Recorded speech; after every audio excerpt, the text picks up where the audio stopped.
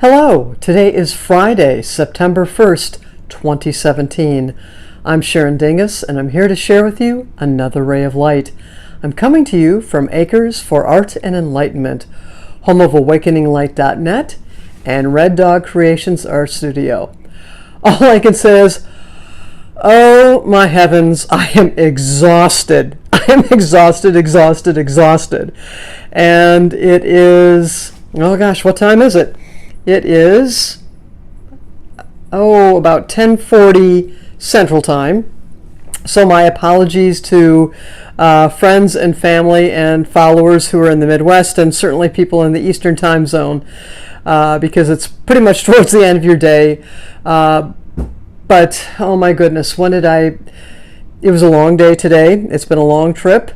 And I arrived safely, which was the most important aspect of everything, was getting here safely. Mighty Maya, who's now laying down right here, waiting to go out one more time. She's enjoyed getting back into her neighborhood. But it's been quite a journey. And I left here just after Memorial Day, so it was like the first week in June that I left. And so now here I am at Labor Day, and I have returned to Bakersfield. It was funny when I came in the door, it felt so good. And I worked my tail off before I left to have everything organized, cleaned, as neat as possible, just put it as pristine, because I knew when I came back that I would want to have this fresh start. So it's felt really wonderful. And even more exciting is right there is my kiln, my glass kiln. And if all goes well, I will make some time tomorrow to put some glass in there. I'm so excited to have my kiln again. So it'll be wonderful to get back to the basics, get back to my future, actually. What's funny is this morning, while I was preparing, I didn't pull the cards until, I think it was maybe a half an hour north of Las Vegas, and thought, well, it's time to pull the cards.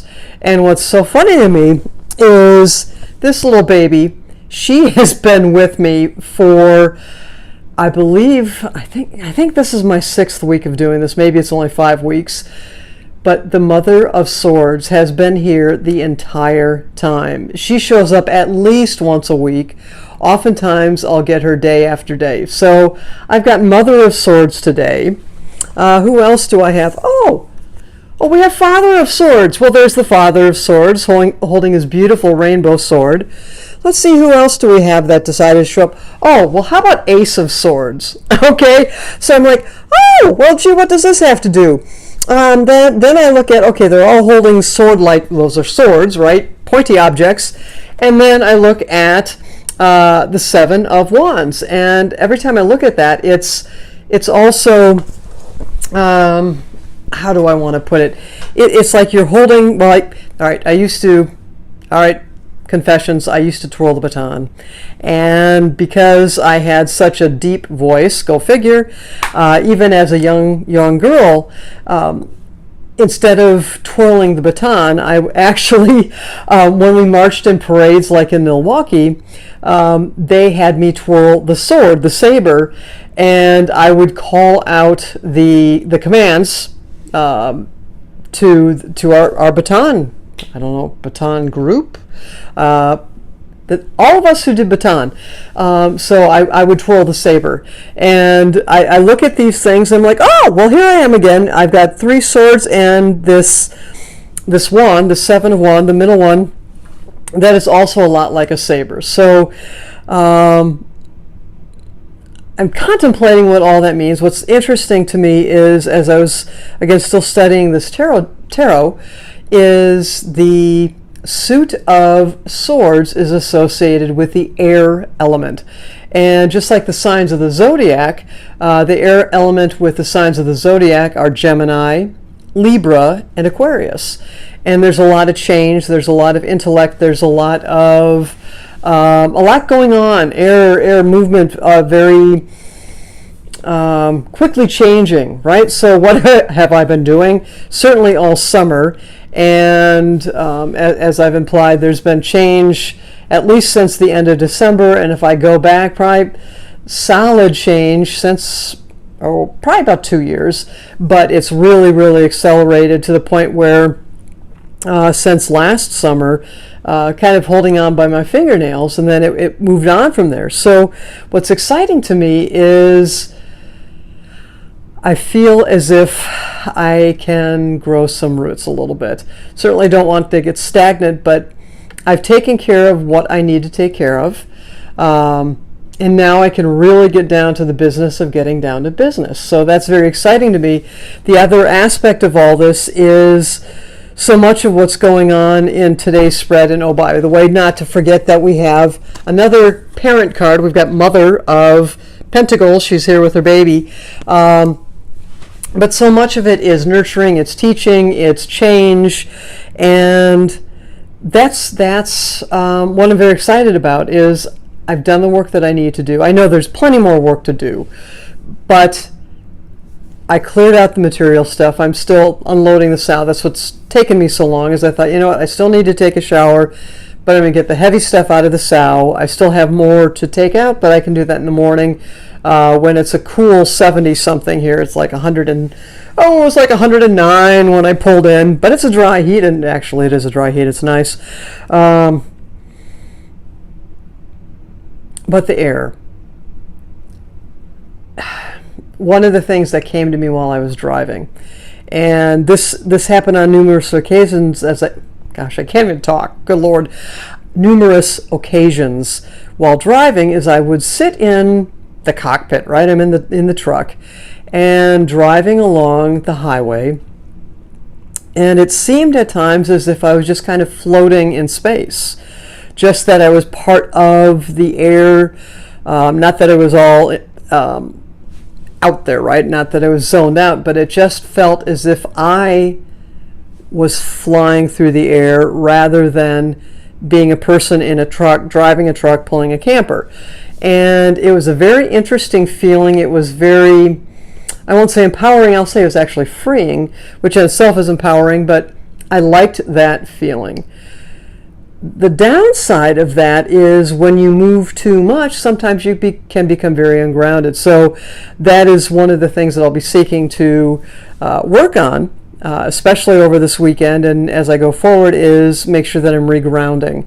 And so practicing, maybe I'll get outside my bare feet and do some earthing, where you actually stand on the ground and you connect with your bare feet on the ground. That's one of the issues that we have in modern society, is we don't make contact with earth as much as we normally will. Who knows, maybe I'll be out laying in the grass somewhere. Hopefully the neighbor's like, okay, that's the crazy girl, she's back again, and she's earthing again. But I find that I'm going to need to do that. So that's an interesting thing. If you ever feel as if you are not grounded, as if you're feeling like you're kind of all floaty, and that happens sometimes, right? Grounding. So again, bare feet. Most shoes now have like a rubber sole rather than like a leather sole. That disconnects us from the earth. Now there's certainly energetic ways that you can get there, but just touching the earth is so powerful in being in contact with Mother Earth. And water is always very good, whether you taking a shower.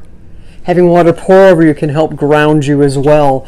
There are other techniques that you can do, but those are a couple that I certainly want to pay attention to make sure I can get back to normal, if you will.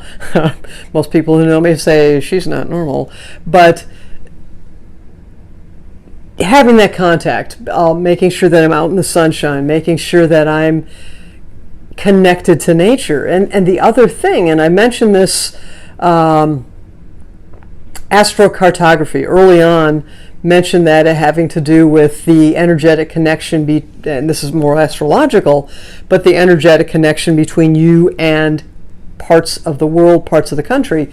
The other thing is there are magnetic forces at play throughout parts of wherever you go. Every place has a draw to it, and if you, that's why when you arrive home, sometimes you may feel as if, oh, this feels so comfortable. That's because you're connected to it. You've made that connection. But when you do such long distance traveling, and that's why air travel is even worse, because you go from point A to point B you can cover thousands of miles in very little time. So your body doesn't even have a chance to adjust. Likewise, as many miles as I've covered, I think I covered about 2,600 miles. Even though I took some time, it's still a long distance, and there's the change in the geography, there's the change in the magnetic, the energetic connection between me and the earth. And so that also I always would call it a road hum.